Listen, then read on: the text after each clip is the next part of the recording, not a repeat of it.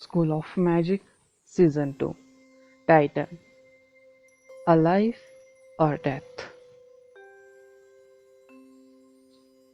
हवा में तेजी से ऊपर ठंडी हवा चली, जिससे तियानशान पर्वत की चोटी तेज हो गई। आसपास के पहाड़ों की चोटियां मोटी तलवारों की नोक की तरह साफ नीले आकाश की ओर इशारा कर रही थी। चोटियां वर्ष भर बर्फ से ढकी रहती थी। चोटियों के बीच एक दरार घाटी थी जिसे व्हाइट रिफ्ट के नाम से जाना जाता था। तियान शान पर्वत द्वारा आशीर्वादित अद्वितीय प्राणियों के अलावा कोई भी प्राणी व्हाइट रिफ्ट में प्रवेश नहीं कर सकता था और ना ही बिना किसी नुकसान के बाहर निकल सकता था।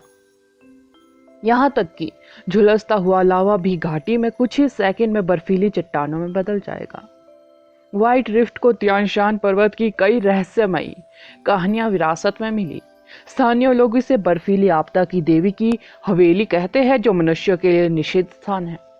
आज तियानशान पर्वत पर हवा में बर्फ उड़ने का जरा सा भी आभास नहीं था। आसमान इतना साफ था कि बर्फ का एक भी कण नजर नहीं आ रहा था। पहाड़ों की सफेद रीढ़ एक विशाल अजगर की पीठ की तरह मजबूती से खड़ी थी। बर्फीली सफेद जमीन पर चलते हुए लंबे बिखरे बालों वाला काले कपड़े पहने एक आदमी धीरे धीरे व्हाइट रिफ्ट की ओर जा रहा था। उस आदमी के पीछे एक विशालकाय जीव खड़ा था। इसका सिर लगभग पर्वत की कमर तक पहुंच गया था, यहाँ तक कि विशाल और शक्तिशाली तियानशान पर्वत तक भी। अन्यथा माउंटेन ज़ॉम्बी की तुलना में एक पहाड़ भी छोटा लगेगा। यहाँ इंतजार करे। वह आदमी मुड़ा और माउंटेन ज़ॉम्बी को उसके आगे पीछा करने से रोक दिया। माउंटेन ज़ॉम्बी नहीं हिला, आज्ञाकारी रूप से स्थिर खड़ा रहा। कुछ पक्षी तो उस पर उतरे भी, क्योंकि उन्होंने इसे मूर्ति समझ लिया था। वह आदमी आगे बढ़ता गया और पहाड़ की चोटी पर विशाल खड्ड पर पहुंच गया। उसकी निष्प्राण आंखें अंधेरी डरावनी घाटी की ओर देख रही थी। वह बिना किसी हिचकिचाहट के उसमें कूद पड़ा। वह गिरता रहा मानो खड्ड अथाह हो। वह जितना आगे गिरा उतना ही ठंडा होता गया। काफी देर के बाद आखिरकार वह आदमी नीचे उतरा। वह आगे बढ़ गया। कुछ समय बाद वह बर्फ की एक क्रिस्टलीय दीवार के सामने रुक गया। जमीन पर बर्फ में जमे हुए हैंडबैग को उठाते हुए आदमी ने अपनी नजर उठाई और अपने सामने बर्फ की मोटी परत को देखा। घाटी में हवा का तेज झोंका आया। उस आदमी पर 100 से अधिक मोटे बर्फ के गोले दागे गए, यहाँ तक कि एक सेना भी एक पल में कुचल दी जाएंगी। मजबूत बर्फ के शंकु तेजी से आदमी के पास आए। हालांकि हवा अचानक तरंगित हो गई। ऐसा लगा जैसे समय रुक गया हो, जैसे घातक बर्फ के शंकु हवा में रुक गए और धीरे धीरे जमीन पर गिर गए। वह आदमी पीछे मुड़ा और कुछ ही दूरी पर एक बर्फीली सफेद हेवन टाइगर को देखा। बर्फ सफेद स्वर्ग भाग ने तिरस्कार पूर्वक दहाड़ लगाई। हालांकि जब उसने महसूस किया कि हत्यारा और उसकी कमांडर लेवल की उपस्थिति को पूरी तरह से कुचल रहा है, तो अंततः उसे एहसास हुआ कि इससे पहले का मानव कितना भयानक था। वह तुरंत अपनी जान बचाने के लिए भाग गया। आदमी ने बर्फ को घूर कर देखा और बुदबुदाया, आस्था। जैसे ही उसने अपना हाथ हिलाया, बर्फ का एक मोटा हिस्सा गिर गया। बर्फ के अंदर एक धुंधली आकृति देखी जा सकती थी। आखिरकार उस आदमी की आंखें एक बार के लिए भावना से चमक उठी। एक और लहर के साथ बर्फ गिरती रही। वह आदमी काफी अधीर लग रहा था। उसने बर्फ को तोड़ना जारी रखा। बर्फ के अंदर महिला की छवि धीरे धीरे स्पष्ट होती गई। उसने हंस से बनी एक लंबी पोशाक पहनी हुई थी, जो उसके चारों ओर लिपटी हुई थी। ड्रेस थोड़ी ढीली लग रही थी, फिर भी यह उनकी परफेक्ट बॉडी को छुपा नहीं पा रही थी। वह आदमी पोशाक पहचानने में सक्षम था। वह यही पोशाक थी जिसे पहनने में उसने 10 साल पहले उसकी मदद की थी। उन्होंने इसे विशेष रूप से तियानशान पर्वत के नीचे एक कस्बे से चुना था। महिला ने यह तक शिकायत की थी, क्या तुमने सोचा था कि मैं इतनी मोटी हूं, मूर्ख? इसके बावजूद भी उन्होंने वह ड्रेस पहनी हुई थी। इतने वर्षों के बाद वह अभी भी वही पोशाक पहने हुए थे। 10 वर्षों से यहाँ अकेली जमी हुई थी। मैं वापस आ गया हूं। उस व्यक्ति को भावनाओं का ज्वार अनुभव हुआ। यदि वह अभी भी रोक सकता तो वह अब तक वह आंसू से भर गया होता। अगर वह रो सकता तो अपनी शुरुआती वर्षों की यादें उसके दिमाग में भर गई। वह रोमांचक महत्वाकांक्षा जो कभी उसके पास थी, उसके द्वारा किए गए मूर्खतापूर्ण कार्यों से रोमांच और मिठास। केवल बर्फ की एक पतली परत बची थी, उसके अंदर की महिला पहले से ही उसकी पहुंच में थी। उस आदमी को बस उसे अपनी बाहों में भर लेने की इच्छा महसूस हुई। वह बिल्कुल नहीं बदली थी। जमने वाली बर्फ ने उसके युवा रूप को बरकरार रखा था। इसने उसे समय के साथ स्थिर कर दिया था। उसे 24 साल की उम्र में स्थिर रखा था, जब वह सबसे सुंदर थी। विहान उसे अब स्पष्ट रूप से देख पा रहा था। हालांकि बर्फ की पतली परत भी एक दर्पण थी जो उसके वर्तमान स्वरूप को प्रदर्शित कर रही थी। एक काला चेहरा जिसमें जीवन की कोई मौजूदगी नहीं। 30 के दशक का एक चेहरा जो जीवन के उतार चढ़ाव और जीवित मृत्यु के कर्सों से चिन्हित है। यहां तक कि विहान भी हैरान रह गया जब उसने अपना चेहरा देखा। समृद्धिहीन पुतलिया नाक जो सांस नहीं ले सकती थी, यहां तक कि उसके मुंह से निकलने वाली हवा भी काली थी। उसका चेहरा बर्फ में डूबी महिला के युवा सुंदर चेहरे से बिल्कुल अलग था। बर्फ की पतली परत पर दो चेहरों को चित्रित किया गया था, फिर भी इसने विहान के दिल पर एक दर्दनाक वार के रूप में काम किया। क्या मैं मर गया हूं या मैं जीवित हूं? विहान ने अपने हाथ और महिला के बीच कुछ सेंटीमीटर मोटी बर्फ की परत के बावजूद महिला के चेहरे को धीरे से सहलाया। पिछले 3000 दिनों और रातों में उसने उसके सामने वैसे ही खड़े होने का सपना देखा था जैसे वह वर्तमान में है। उसने अपनी बात रखी थी, फिर भी वह हिम्मत हार चुका था। अगर उसकी आंखें खुल गई और उसने उसका चेहरा देखा तो वह कितनी भयभीत हो गई होंगी। विहान ने बर्फ पर अपनी हथेली धीरे से थपथपाई। बर्फ धीरे धीरे दरकने लगी। महिला की जिंदगी धीरे धीरे ठीक हो रही थी।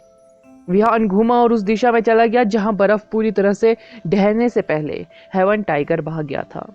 उसने ना चाहते हुए भी अपनी निगाह हटा लेने से पहले दूर से हंस जैसी पोशाक में महिला को देखा और एक सम्राट की तरह हेवन टाइगर को आदेश दिया, उसे यहां से बाहर ले जाओ और पहाड़ के नीचे शहर में रख दो।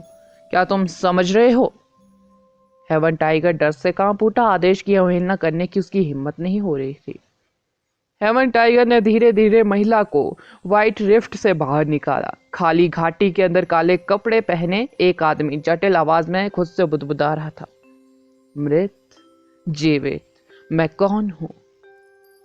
School of magic season 2 title. अंतरिक्ष लय समय ठहराव।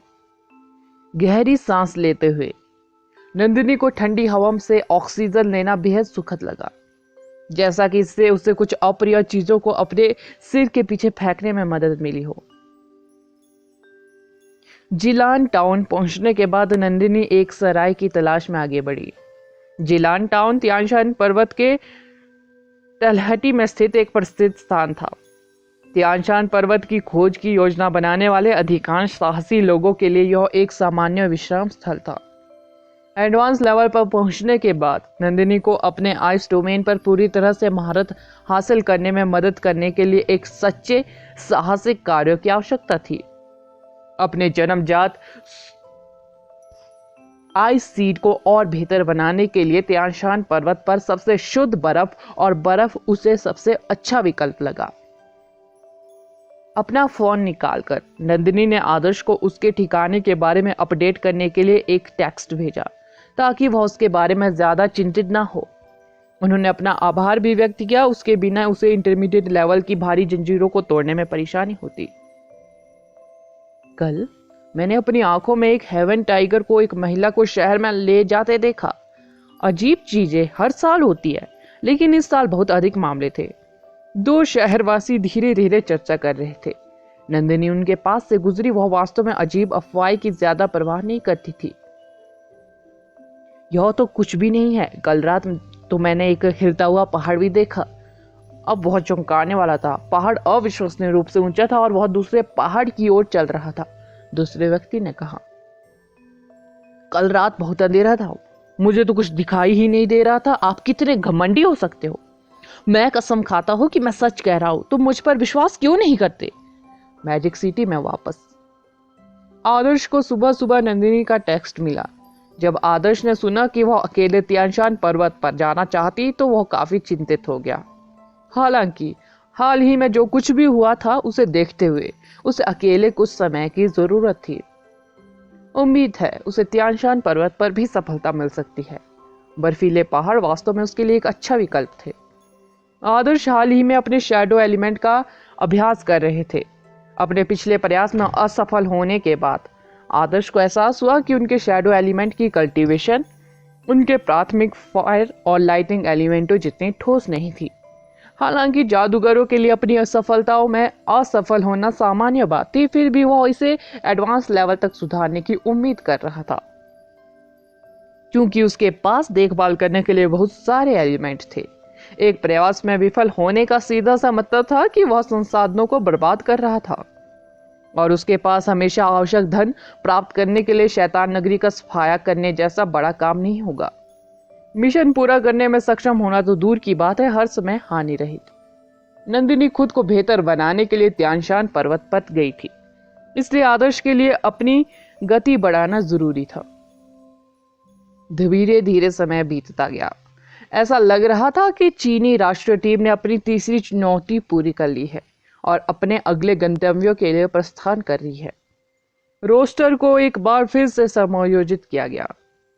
यदि आदर्श एक डिफेंडर के रूप में एक और द्वंद्व जीतने में सक्षम था तो वह जल्द ही राष्ट्रीय टीम में फिर से शामिल हो जाएगा। दरअसल जब से आदर्श ट्रेनिंग हॉल में शामिल हुए थे, कोई भी देश चीन से टिकट का दावा करने में कामयाब नहीं हुआ था। इसे ध्यान में रखते हुए आदर्श को निश्चित रूप से प्रचारित किए जाने वाला था। अंतरिक्ष ताल संपीड़न। प्रशिक्षण मैदान के केंद्र में लोहे से बना एक अभ्यास लक्ष्य खड़ा था। जैसे ही आदर्श ने चांदी की रोशनी छोड़ी, एक विशाल रोम्स के आकार में स्पेस ऊर्जा प्रकट हुई, जिससे हवा में लहरें पैदा हुई। तरंगे एक मजबूत संपीड़न बल द्वारा उत्पन्न की गई, जिससे वस्तुओं पर कई गुना, 20 गुना, यहां तक कि 100 गुना अधिक दबाव पड़ा। अभ्यास लक्ष्य जल्द ही अपनी सीमा से अधिक हो गया और रोम्स के अंदर एक पतली शीट में कुचल दिया गया। आदर्श लोहे की चादर के पास गया और देखा कि वह केवल 1 सेंटीमीटर मोटी तक सिकुड़ी हुई थी। उसके चेहरे पर एक संतुष्ट मुस्कान तैर गई। स्पेस एलिमेंट के इंटरमीडिएट पिलो में स्पेस संपीड़न पहला स्तर था। यह बहुत उपयोगी था क्योंकि जादूगर अपनी आवश्यकताओं के अनुसार दबाव को समायोजित कर सकते थे। पर्याप्त नियंत्रण के साथ स्पेस जादूगर अपने लक्ष्य के वजन को कम कर सकते हैं और दुश्मन को आगे बढ़ने से रोकने के लिए दबाव बढ़ा सकते हैं। आदर्श को ऐसे नतीजे हासिल करने की कला में महारत हासिल करना अभी भी बाकी था, लेकिन उसने स्पेस को संपीड़ित करने की सबसे सरल क्षमता सीख ली थी। यदि बल पर्याप्त मजबूत होता तो वह किसी लक्ष्य पर ताला लगाने और विस्फोटित करने के लिए रॉप बाइट स्पेस का उपयोग कर सकता था। सेकंड लेवल का स्पेल स्पेस रिदम टाइम स्टैटिस है, जो एक धर्म, अर्थ, रक्षात्मक क्षमता है। यह मेरे पास आने वाली हर प्रकार की ऊर्जा, एलिमेंट, सामग्री को धीमा कर सकती है, जिससे मेरे लिए प्रतिक्रिया करना और आने वाले अटैकों से बचना आसान हो जाता है। यदि हमले गति पर निर्भर है तो यह नाटकीय रूप से उनकी क्षति को भी कम कर सकता है। आदर्श ने स्पेस एलिमेंट जादू की किताब को विस्तार से पढ़ा जो उन्हें अभी प्राप्त हुई थी। स्पेस रिदम का दूसरा लेवल का मैजिक काफी चौंकाने वाला था। आदर्श ने कहा, जादूगर आमतौर पर कई दुश्मनों द्वारा एक साथ हमला किए जाने से डरते थे। आखिरकार जादूगरों के पास राक्षस प्राणियों की गति और प्रतिक्रिया समय नहीं था। जादूगरों के लिए हर तरफ से आने वाले हमलों से पूरी तरह बचना काफी मुश्किल था। हालांकि स्पेस रिदम टाइम स्टैटिस हर आने वाले अटैक को धीमा कर सकते हैं, जिससे कोई भी ब्लिंक जैसे उच्च स्तरीय अटैक कौशल पर भरोसा किए बिना उन्हें आसानी से चकमा दे सकता है। सच कहूं तो यह कुछ ऐसा था जिसकी आदर्श को वास्तव में आवश्यकता थी। रक्षा के संदर्भ में उसके पास वास्तव में ब्लैक स्नेक आर्मर के अलावा और कुछ नहीं था। यदि वह अनेक शत्रुओं का सामना कर रहा हो तो क्या यह शानदार नहीं होगा यदि वह उनके अटैकों पर स्पेस रिदम टाइम स्टैटिस डाल दे। आदर्श ने जल्द से जल्द सेकंड लेवल से स्पेस इंटरमीडिएट स्पेल को सीखने के लिए एकांत में कल्टीवेशन करने का फैसला किया। उसका लक्ष्य स्पेस एलिमेंट नेबुला को दूसरे लेवल तक सुधारना था। अगर वह और स्पिल खोल दे तो कोई नुकसान नहीं होगा। आदर्श को धीरे धीरे अब पता चला कि कुछ सामान्य देशों में पहले से ही ऐसे उम्मीदवार थे जिन्हें वह केवल अपनी पूरी ताकत से ही हरा सकता था। यह निश्चित रूप से उसके लिए अच्छी खबर नहीं थी। आखिरकार जादूगरों के मानकों के मामलों में चीन सबसे मजबूत नहीं था। सच तो यह है कि इसे टॉप देशों में भी सूचीबद्ध नहीं किया गया था। सुविकसित देशों में बहुत सारी असाधारण प्रतिभाएं थी। स्पेस रिदम का तीसरा स्तर क्रैक और भी मजबूत था। यह स्पेस दरार को तोड़ने में सक्षम था। दरार से छुई गई हर चीज निचले आयाम में सिमट जाएगी। मूल रूप से इसका मतलब था कि अंतरिक्ष दरार द्वारा पकड़ी गई हर चीज को शून्य में बदल दिया जाएगा। यह बहुत ही भयानक क्षमता थी। यदि अंतरिक्ष दरार किसी व्यक्ति की कलाई के पास चली गई तो उनके हाथ और बाजू अलग हो जाएंगे। आदर्श ने एकांत में लंबा समय बिताया और आखिरकार space rhythm time stasis spill सीख लिया। हालांकि इससे पहले कि वह किसी पर इसका प्रयोग कर पाता, उसे बूढ़े दादू द्वारा हीरो हंटर एजेंसी में बुलाया गया। आदर्श थोड़ा भ्रमित था। दादू के लिए उसे इस तरह बुलाना दुर्लभ था। क्या दादू को उसके लिए कोई बड़ा मिशन मिल गया? आदर्श की ताकत के साथ उसे कठिन काम संभालने में कोई समस्या नहीं होगी, भले ही वे आमतौर पर शैतान नगरी को खत्म करने से कम फायदेमंद थे। फिर भी उन्होंने मान लिया कि वह अभी भी हर काम से 20 से 30 बिलियन कमा पाएगा। ओर्ब? कौन सा ओर्ब? आदर्श ने पूछा। उसका चेहरा उदास था। वे दूसरी मंजिल पर डेटा रूम में था। दादू गुस्सा हो गए। उसने आंखें बड़ी करके कहा, भूल गए क्या? वह दुष्ट सारगोला जिसे आप जापान से वापस लाए थे। क्या आप सचमुच मेरे लिए कोई इतनी परेशानी वाली बात छोड़कर उसके बारे में भूल जाने वाले थे? ओह ठीक है, मैं इसके बारे में पूरी तरह से भूल गया था। आदर्श ने अजीब चेहरा बनाकर कहा। ठीक है, मैंने इसमें मौजूद बुरी उपस्थिति को साफ कर दिया है और इसे संशोधित कर दिया है। मैंने सेना में एक मित्र से भी पूछा। बस मुझे परिणाम बताओ। आदर्श जटिल विवरणों के बारे में जानने में बहुत ही ज्यादा आलसी था। अगला एपिसोड जानने के लिए बने रहे मेरे इस चैनल के साथ। सीजन 1 में हमने जाना था कि विहान जब बख्तावर से लड़ाई कर रहा था तो बख्तावर ने कहा था तुम उस महिला को बचाने जा नहीं पाए, और वो महिला हमारे पहले एपिसोड में इस एपिसोड में दिखाई गई है। अगला एपिसोड जानने के लिए बने रहे मेरे इस चैनल के साथ। Thank you. तो पिछले सीजन का विहान वाला सस्पेंस हो चुका है खत्म।